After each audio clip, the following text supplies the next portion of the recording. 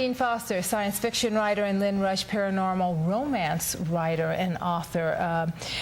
You're an inline speed skater, former champion. Well, not necessarily champion. I tried for it. Oh, I tried to make it, but okay. Yeah, I know. Competitive, did a lot of marathoning, a few sprints. And mountain biker? Oh, yes, Colorado Rockies. Ooh. Yeah, we had fun in those Rocky Mountains. Driven to that also.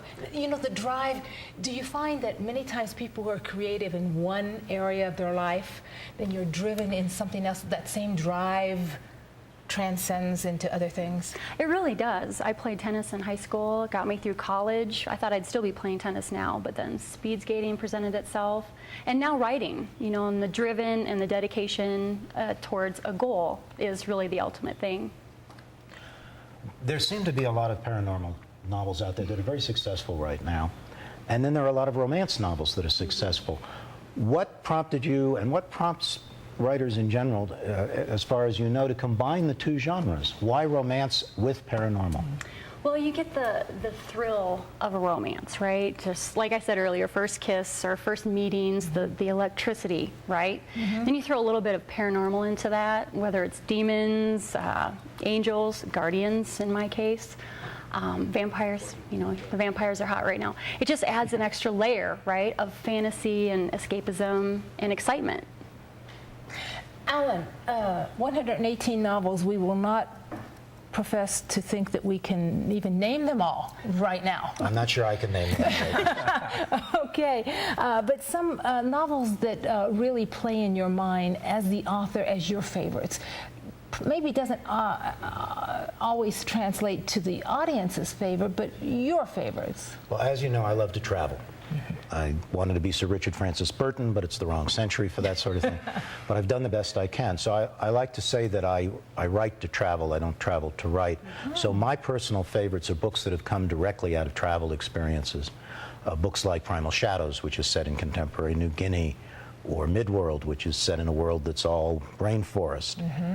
And I think you spent time in India for one of your novels. Book called Sagramanda that came out a couple of years ago from Pyre Press, which is under development right now, interestingly enough, by Agog Films in Hong Kong. To make a movie, yeah. To make a movie out of it, with shooting in Hong Kong and India, and hopefully will be out in 2014.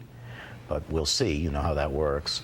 But that came about because of driving 2,000 miles with an Indian guy across northern India and seeing parts of India that a lot of people don't get a chance to see. Looking at some of Alan's book covers, how intricately are each of you involved in the decision of the book cover? For me, design. With my publisher, Crescent Moon Press, they actually wanted to try something new. It's not your typical romance novel cover. And I was excited about that. And they just asked my opinion and suggestions. Ultimately, they hold the cards and they'll decide the finality of it. Really? Okay. What about you, Alan? The final decision is always made by the art director at the publishing house. If you're curious as an author and you want to have some input, they will listen to you, but then they'll end up generally doing what they want. Once in a while, you can have an effect on the final cover.